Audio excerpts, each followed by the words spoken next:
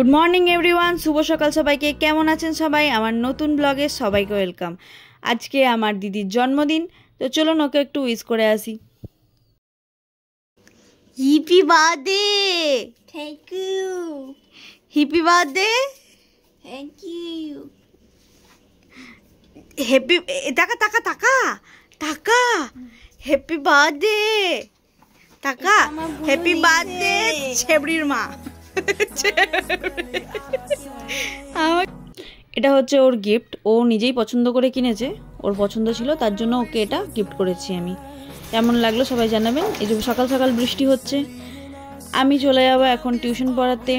হ্যাঁ, সারপ্রাইজ তো অবশ্যই আছে দিদির জন্য, বাট আমি সেটা প্ল্যান করিনি, জিজু প্ল্যান করেছে।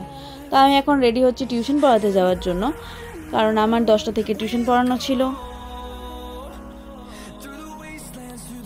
এই যে আমি খানিকক্ষণ ক্যাট মেরে রেডি হয়ে নিলাম, টিউশন পড়তে যাব। স্কাই পারফিউমও ইউজ করতে হয়, ঠিক আছে? এখন যা গরম পড়েছে, পারফিউম না ইউজ করলে হ্যাঁ তা বলে স্নান করে নি সেটা নয়, সেটা আপনারা দেখেই বুঝতে পারছেন, ঠিক আছে? আর এই যে হ্যাঁ, চুটকি মেরে কখনো বিছানা পরিষ্কার হয় না, বিছানাটা পরিষ্কার করতে হয় আমাদেরকে। যারা যারা চুটকি মেরে ভিডিও করে বিছানা পরিষ্কার দেখিয়ে দেন, আর তার পেছনে খাটনি আছে, সেই খাটনিটা হচ্ছে এটা, ঠিক আছে? এরকমভাবে পরিষ্কার করতে লাগে। চাদর গুছিয়ে বিছানার মধ্যে খানিক জামা কাপড় ফেলে, ঠিক আছে?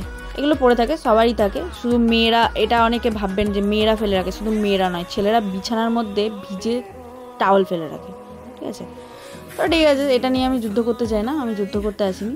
হ্যাঁ, আমাকেই আমার বিছানা পরিষ্কার করতে হলো, এটা সবারই রুলস থাকা উচিত। ব্যাস, এরপর আমি চললাম এখন টিউশন পড়াতে, রেডি হয়ে গেছি, টাটা। আমি এখন টিউশন পড়িয়ে এসে তারপর আপনাদের সাথে আবার গল্প করবো। আর হ্যাঁ, ওরও একটা ভিডিও নিয়েছি, আজকে আমি নতুন টিউশন পড়াতে যাচ্ছি ওকে, তো ওরও একটা ভিডিও ক্লিপ নিয়েছি, মানে আমার স্টুডেন্টের, ওর নাম হচ্ছে বৃষ্টি, আরেকজনের নাম তনুশ্রী, তার পড়া হয়ে গেছিলো, তার জন্য তাকে আপনারা ভিডিওতে দেখতে পাবেন না।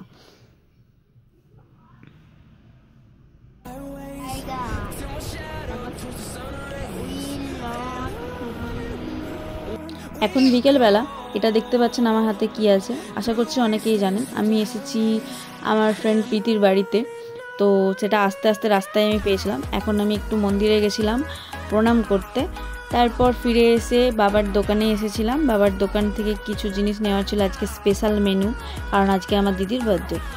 তো বাবার দোকানে এসে তারপরে বাড়ি চলে এলাম। আজকের ওয়েদার প্লাস আজকের মানে আকাশটা দারুণ লাগছিল দেখতে।